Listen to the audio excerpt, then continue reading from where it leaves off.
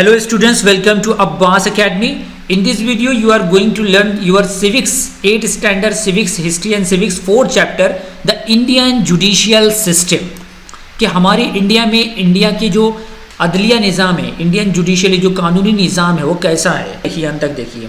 तो हमने सीखा पिछले चैप्टर में the function of the legislature to make laws along with the legislature and the executive the judiciary too is an important organ of the government. So government के तीन organ है, right, legislature, executive and judiciary. अब legislature का काम क्या है? To make laws, L for legislature, L for laws, to make laws. और उसको इम्प्लीमेंट कौन करेगा? अब ये लेजिस्लेचर यानी कि पार्लियामेंट में, अगर सेंट्रल गवर्नमेंट बना रही है तो पार्लियामेंट ऑफ इंडिया में लॉ बनाई जाएगी जो कि पूरे देश में इम्प्लीमेंट करेंगे ये एग्जीक्यूटिव। एग्जीक्यूटिव मतलब prime minister and council of minister.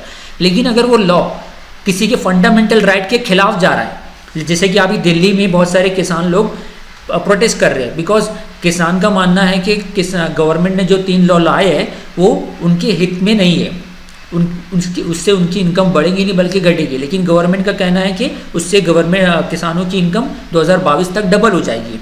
ये दोनों में कॉन्फ्लिक्ट चल रहा है, तो कॉन्फ्लिक्ट ऑफ इंटरेस्ट अराइज हुआ तो किसानों ने याचिका दायर करी गवर्नमेंट के खिलाफ, उस लॉ के खिलाफ सुप्रीम कोर्ट में। तो सुप्रीम कोर्ट में अभी मैटर चल रहा है। So in this chapter we will learn how judiciary works to give justice and thereby helps in improving injustice in a society and establish a healthy society। कि government कई बार, आप देखिए कि ये चैप्टर इतना इम्पोर्टेंट है कि हमारी जुडिशरी यानी कि सुप्रीम कोर्ट के पास इतना ज़्यादा पावर है ना कि वो पार्लियामेंट के बनाए हुए लॉ को भी स्क्रैप कर सकती है। स्क्रैप मतलब ख़त्म कर सकती है, डस्टबिन में डाल सकती है, राइट। अब जुडिशरी की ज़रूरत क्यों है, राइट। अब देखिए एंशियंट इंडिया से, एंशियंट इंडिया में भी उस ज़माने में कोर्ट तो आज जैसा नहीं था। हमारे पास जो कोर्ट सिस्टम है वो ब्रिटिश इंडिया के रिसेंबल जैसा कोर्ट सिस्टम है, लेकिन उस वक्त भी कोर्ट था। So opinions, thoughts, perspective, belief, faith and culture differ from person to person. If people are tolerant they can avoid conflicts. अगर कोई जैसे हमारे इधर एरिया में झगड़े हुए तो उसको बड़े लोग मिलके सॉल्व कर लेते हैं। लेकिन अगर कोई डिफरेंस बहुत ज़्यादा बढ़ गया तो पुलिस और फिर पुलिस से कोर्ट तक पहुंच जाता है। But it are differences of opinion are very sharp, they may lead to conflicts. Conflicts मतलब टकराव। They should be resolve impartially and in accordance with the laws. सो ये कोर्ट में जब मैटर जाता है तो कोर्ट के वर्डिक्ट को यानी कोर्ट के फैसले को सबको मानना पड़ता है। For this purpose an unbiased judicial machinery is required. अब ये बता दूं कि कोर्ट का जो हमारा सिस्टम है ना, हमारे जैसे हमने पिछले चैप्टर में देखा, और हमारा जो अभी 5th चैप्टर रहेगा वो स्टेट गवर्नमेंट रहेगा। बताने का मतलब ये है मेरा कि there are the 3 types of government. आप देखिए आपके इलाके में, आप छोटे से गाँव में रहते हो या बड़े से शहर में रहते हो, राइट। महाराष्ट्र में आप मुंबई में रहते हो या छोटे से गांव में रहे हुए, तो आप देखो कि 3 तरीके के इलेक्शन होते हैं। One is a central government election known as parliament election, दूसरा है स्टेट इलेक्शन या के दूसरी लैंग्वेज में उसको कह लो कि असेंबली इलेक्शन, और तीसरा इलेक्शन रहता है म्यूनिसिपैलिटी का। अगर गाँव में है तो ग्राम पंचायत का होगा और बड़ा शहर है तो म्यूनिसिपल कॉरपोरेशन का होगा। लेकिन ये सारे अलग अलग लॉ है, लेकिन सेंट्रल लॉ पूरे इंडिया में इंप्लीमेंट होगा, लेकिन स्टेट लॉ सिर्फ with in a geographical boundary of state implement होगा, राइट। जैसे बहुत सारे स्टेट ने शराब पे पाबंदी लगा रखी है, जैसे बिहार है, गुजरात में शराब पे पाबंदी है, लेकिन महाराष्ट्र में इस पर पाबंदी नहीं है, यहाँ की गवर्नमेंट ने अलाउ किया है, राइट, क्योंकि गवर्नमेंट को इससे टैक्सेस मिलते हैं। लेकिन हमारी जो जुडिशरी है ना, structure of the judiciary is integrated. India is the union of state, the centre and the constituent of state have the separate legislature and executive, but there is only one judicial system for the whole India. पूरे India में एक ही judicial system है। There is no division of courts between the centre and constituent states. सबसे पहले देखिए, पहले बता रहा हूँ, सबसे टॉप लेवल पे सुप्रीम कोर्ट है, उसके नीचे हाई कोर्ट्स है और उसके नीचे लोकल कोर्ट्स है। अब देखिए फॉर एग्जांपल के तौर पे सुप्रीम कोर्ट पूरे इंडिया में सिर्फ एक है, राइट, और हाई कोर्ट है हर एक राज्य में, हर एक स्टेट में। लाइक महाराष्ट्र का जो हाई कोर्ट है वो मुंबई में है, गुजरात का हाई कोर्ट है वो अहमदाबाद या गांधीनगर में है, राइट। इस तरीके उसके स्टेट के कैपिटल में उसका हाई कोर्ट है। हर एक स्टेट को हाई कोर्ट भी नहीं है, कई 2-3 हाई कोर्ट, जैसे गोवा में हाई कोर्ट नहीं है तो गोवा का जो केस वगैरह होता है वो महाराष्ट्र कोर्ट में आता है, बॉम्बे हाई कोर्ट में आता है, राइट। अब उस हाई कोर्ट के नीचे, हाई कोर्ट को के नीचे आता है लोकल कोर्ट, यानी हर एक छोटे से शहर में आप जो भी शहर में रहते हो, नासिक में तो आप छोटे शहर में देखोगे कि सेशन कोर्ट रहता है, बट लोकल कोर्ट, तो उसको लोकल कोर्ट कहेंगे। तो लोकल कोर्ट में जिस सपोज किसी में दो पार्टियों में झगड़ा हो गया, किसी ने सेशन कोर्ट गए, अब किसी एक पार्टी जो एक जाहिर सी बात है कोर्ट किसी के हक में फैसला करेगी और दूसरी पार्टी नाराज़ होगी, तो नाराज़ जो पार्टी हुई वो तो फिर वो हाई कोर्ट में अपनी अर्जी करेगी, और हाई कोर्ट से भी नाराज़ होगी तो सुप्रीम कोर्ट में कर सकती है। एंड सुप्रीम कोर्ट का जो वर्डिक है वो फाइनल रहता है। अब ये इंपॉर्टेंट बात बता दूं कि सुप्रीम कोर्ट के पास इतनी बड़ी पावर है इंडिया में कि पार्लियामेंट का बनाया हुआ लॉ, फॉर एग्जांपल अगर सुप्रीम कोर्ट का, जैसे अभी मोदी गवर्नमेंट ने 3 लॉ पास कर लिए, किसान लोग उसके प्रोटेस्ट में है, तो अभी सुप्रीम कोर्ट अगर उसको देखेगी, उसका एनालाइज करेगी, अगर वो वाकई में किसानों के हित में नहीं होगा तो supreme court has the power to scrap that law, उसको ख़त्म कर सकती है। आपको मैं एग्जांपल दूं, 2016 में आधार बिल को गवर्नमेंट ने मैंडेटरी करके पास किया था कि हर जगह आधार का यूज़ कंपलसरी है, तो किसी ने याचिका डाली सुप्रीम कोर्ट में, तो सुप्रीम कोर्ट ने उसको निकाल फेंका, स्क्रैप कर दिया, तो अब वो लॉ एग्जिस्ट नहीं है। तो फिर गवर्नमेंट ने वापस उस लॉ को लाया और कहा कि आप मैंडेटरी नहीं, कंपलसरी नहीं, वॉलेंट्री, जिसकी मर्जी है वो यूज़ करे, जिसकी मर्जी नहीं करे। तो अब आधार का यूज़ करना अनिवार्य यानी कंपलसरी नहीं है, राइट। इस तरीके से बहुत से एग्जाम्पल है, आप गूगल पे सर्च कर सकते हो कि सुप्रीम कोर्ट ने पार्लियामेंट के बनाए हुए लॉ को निकाल फेंका, यानी कि वो पार्लियामेंट का हम पावर जान सकते हैं, सुप्रीम कोर्ट का पावर हम जान सकते हैं। अब ये सुप्रीम कोर्ट में होता क्या है, स्ट्रक्चर अब जैसे मैंने बता दिया कि सबसे जो फाइनल कोर्ट ऑफ वर्डिक है वो सुप्रीम कोर्ट है, अगर उसके नीचे हाई कोर्ट है और सबसे नीचे लोअर कोर्ट है, राइट।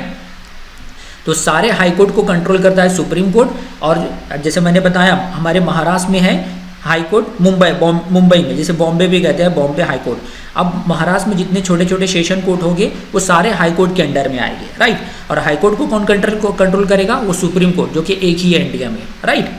तो the chief justice of India heads the supreme court of India and the president appoint the chief justice of India. जो चीफ जस्टिस ऑफ इंडिया, जो कि सबसे बड़ा, अभी हमारी जो सुप्रीम कोर्ट है ना, तो उसमें टोटल 35 जजेस है, वो 35 जजेस में सबसे बड़ा जो सीनियर मोस्ट जज रहेगा तो उसको कहेंगे chief justice of India. You can see the image at present Sharad Arvind Bobde is the, और ये खास बात बता दूं कि ये महाराष्ट्र से ही है, ये महाराष्ट्र के रहने वाले थे, तो अभी चीफ जस्टिस ऑफ इंडिया है जो कि सबसे सीनियर मोस्ट जज है।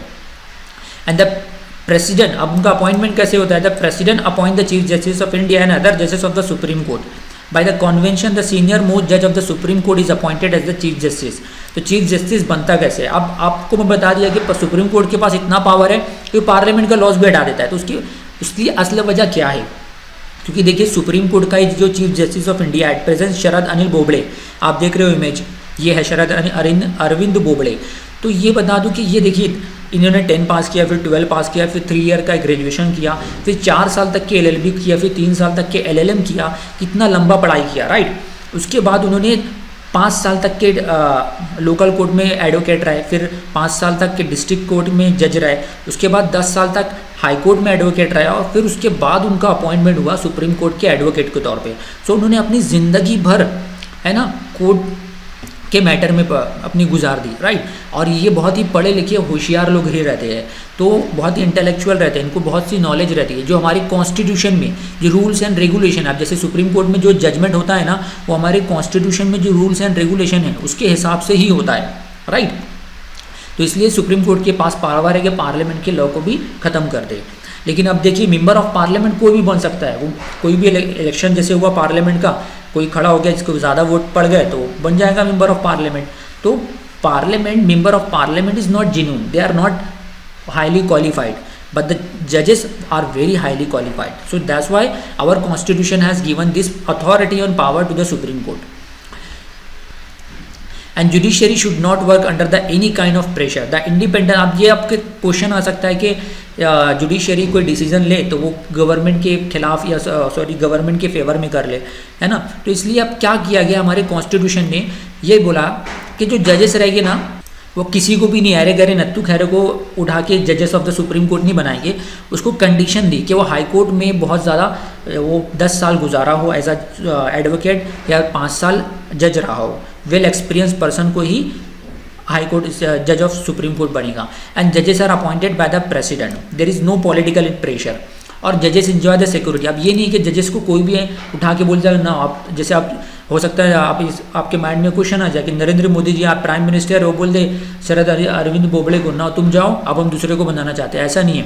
At the age of 65 years supreme court जज retire at the age of 65 years, है ना। और उनको उनकी जो सैलरी है वो कोई गवर्नमेंट अपने पैसे से अपने जेब में से नहीं दे रही है, बल्कि उनका हमारा जो कंसोलिडेटेड फंड ऑफ इंडिया है, जो कि हमारे जितने भी टैक्सेस के जरिए गवर्नमेंट को पैसे मिल रहे हैं उसमें से ही उनकी सैलरी निकलती है ना। तो ना ही कोई उनकी सैलरी कम कर सकता है, ना ही कोई इनको एनी टाइम रिमूव कर सकता है, राइट। तो सुप्रीम कोर्ट का जज रिटायर होता है 65 साल पे, और हाई कोर्ट का जज रिटायर होगा 62 ईयर्स में। एंड द सैलरीज एंड जजेस are drawn from the consolidated fund of India. अब ये कंसोलिडेटेड फंड ऑफ इंडिया मैंने बता दूँ कि गवर्नमेंट के पास जितने भी पैसे जमा हो रहे हैं, जैसे गवर्नमेंट जीएसटी के जरिए टैक्सेस कलेक्ट कर रही है, तो ये पैसे कहाँ पे जा रहे हैं? ये गवर्नमेंट का सबसे बड़ा बैंक अकाउंट है जिसको कहते हैं CFI consolidated fund of India. इसमें से गवर्नमेंट एक पैसा, मोदी गवर्नमेंट एक पैसा भी नहीं निकाल सकती है विदाउट पार्लियामेंट अप्रूवल। यानी 1 रुपया भी निकालने के लिए पार्लियामेंट की वोटिंग होना ज़रूरी है। और उसके बाद पार्लियामेंट, जो सुप्रीम कोर्ट ने जो जजमेंट दिया, तो पार्लियामेंट उसको डिस्कस नहीं कर सकते हैं, ना ही उस पर उसको बदल सकते हैं, लेकिन और ना ही रिमूव द जजेस ऑफ द सुप्रीम कोर्ट और high court through the procedure of impeachment procedure. Impeachment procedure ये क्या है? ये आसानी, जैसे मैंने बताया कि आसानी से ये इम्पीचमेंट प्रोसीजर इतना आसान नहीं है कि एक बिल पास करना पड़ेगा, कारण बताना पड़ेगा, अगर जिन्यून कारण होगा तभी उनको निकाल सकते हैं, अदरवाइज नहीं निकाल सकते, राइट। जुडिशियल एक्टिविज्म के बारे में बताते चलो कि सुप्रीम कोर्ट गवर्नमेंट को बोलेगी, in short supreme court encourage the government to make laws for the welfare of the people. Like for example 2 साल पहले गवर्नमेंट ने इकोनॉमिकली बैकवर्ड क्लास, जो ओपन कैटेगरी को रिजर्वेशन नहीं था, लेकिन जो गरीब थे ओपन कैटेगरी में, उनको गवर्नमेंट ने, मोदी गवर्नमेंट ने रिजर्वेशन दिया। तो सुप्रीम कोर्ट में किसी ने याचिका डाली थी कि इनको भी रिजर्वेशन मिलना चाहिए। तो ये अच्छे काम थे। और फॉर द, आपने सुना होगा बहुत सारी वुमेंस के लिए, गरीबों के लिए गवर्नमेंट की योजना, या राशन कार्ड पे गरीबों को अभी लॉकडाउन के दौरान फ्री में राशन मिला। तो ये सब जुडिशियल एक्टिविज्म है। मतलब सुप्रीम कोर्ट कहेगी, जुडिशरी कहेगी गवर्नमेंट को तुम ये काम करो। और जुडिशियल, अब इसका टोटली ऑपोजिट है जुडिशियल रिव्यू। जुडिशियल रिव्यू में मतलब अगर गवर्नमेंट ने कोई कानून बना दिया है और वो फंडामेंटल राइट के, पब्लिक के खिलाफ है, तो सुप्रीम कोर्ट उस लॉ को रिव्यू करेगी। For example last year constitutional citizenship amendment act CAA के खिलाफ बहुत प्रोटेस्ट हो रहा था, और इस साल फार्म एक्ट के खिलाफ हो रहा है, तो जिस पे जुडिशियल रिव्यू सुप्रीम कोर्ट कर सकती है। सो इफ़ एनी लॉ, इसको अंडरलाइन कर लो, if any law pass by the legislature, यानी कि पार्लियामेंट ने पास कर लिया, और any act of the executive violates any provision of the constitution, अगर कोई प्रोविजन कॉन्स्टिट्यूशन के खिलाफ जा रहा है, उनके बनाए हुए लॉ, गवर्नमेंट ने जो भी लॉ बनाया उसका कोई प्रोविजन कॉन्स्टिट्यूशन के खिलाफ जा रहा है, द सेड लॉ और act is declared illegal and struck down by the court. तो गवर्नमेंट इसको स्ट्रक डाउन करेगी, कोर्ट उसको स्ट्रक डाउन करेंगे, and this power of the court is known as judicial review. Review मतलब दोबारा, री जब भी वर्ड है ना, आरी मतलब दोबारा, तो जुडिशरी उसको दोबारा देखेगी अगर कोई फंडामेंटल राइट के खिलाफ है। लाइक अभी किसान लोग प्रोटेस्ट कर रहे हैं गवर्नमेंट के खिलाफ, अगर कोर्ट में मैटर ऑलरेडी चल रहा है, जुडिशियल रिव्यू के जरिए अगर जुडिशरी पाती है कि ये लॉ वाकई किसानों के हित में नहीं है, किसानों के खिलाफ है, तो जुडिशियल रिव्यू के जरिए तो उसको ख़त्म कर सकती है सुप्रीम कोर्ट। तो should the court have such a right? Yes, it is absolutely right. तो इसके बाद का पार्ट जो हाई कोर्ट है वगैरह हम नेक्स्ट पार्ट में देखेंगे। तो अभी के लिए आपको मुझे यकीन है कि आपको बहुत सारे कॉन्सेप्ट मैंने क्लियर कर दिए, और फंक्शन ऑफ सुप्रीम कोर्ट वगैरह भी देखेंगे नेक्स्ट पार्ट में। तो इस वीडियो को लाइक करना ना भूलें, और ज़्यादा से ज़्यादा शेयर कीजिए ताकि more and more your friends and those students who are in 8th standard they will benefited. Thank you.